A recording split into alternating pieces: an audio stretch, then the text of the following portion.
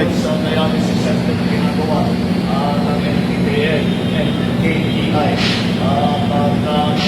Malapit na matapos itong phase 1 at nasa phase 2 na tayo nasimulan na yung phase 2, which is the first fourth floor, phase 1 hanggang fourth floor. Masisimulan na yung phase 2, which is hanggang 6th floor, ang phase 3 hanggang 13th floor. So, ito kasi ay malaking pangangailangan sa ating populasyon dahil over 11% ang nakailang statistic, over 11% ng mga Pilipino ay may chronic kidney disease. Kaya kailangan yung patibayan natin at patawagin natin ang ating servisyo para sa pagkikin ng CKD. At ito ay magiging, pagkatapos na ito, ito ang magiging pinakamalaking dialysis center sa Southeast Asia.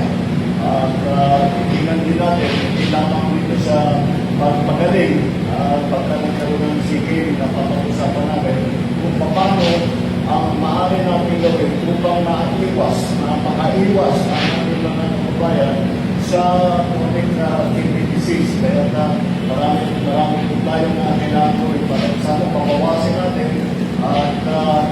Pero hanggang mangyari yun, ay ginagawa na rin natin nagpapakain tayo ng mga ospital para naman maservisyoan ang ating mga magiging pasyente.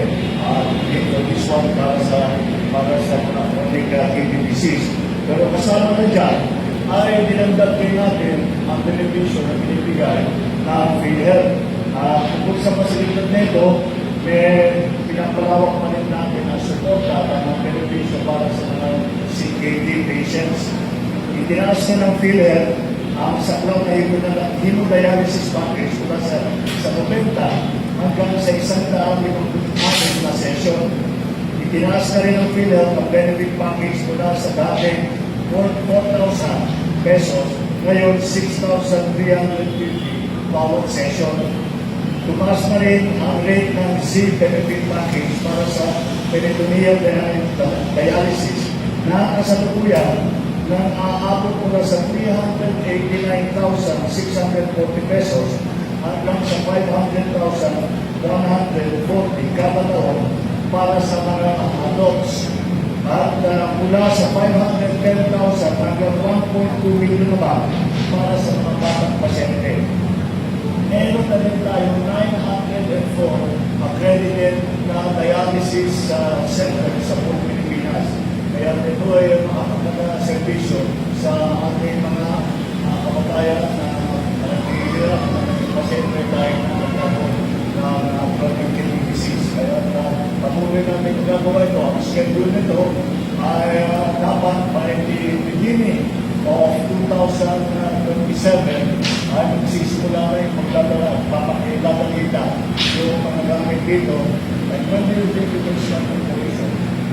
Early 2028. Oh, after a year after that, matapos na pwede na tumanggap ng pasyente rito. Kaya pinagbibilisan natin, imbis na ang dating nangyayari kasi ay tingi-tingi ang pagbigay ng pondo. Kaya hindi pwede madaliin. Kaya na ginawa natin, pinalitan natin ang sistema, puro na agad ang pondo para habang ginagawa rin sa pondo, di ba, tapos ang finishing, ay sinimula na ang mga pondo. At pagka nasa phase 3 na tayo, finishing na ito, ayusin na ito, pagkagandahin na ito, para pwede lang tumanggap ng pasyente. Nandito yung mga picture kung ano yung magiging fasilidad kapag tapos na. At siguro ba yun na ang piniligan ng schedule. Early 2020, makapag-operate na itong dialysis center. Okay, sige, maraming salamat. Ang kanyang para sa inyo.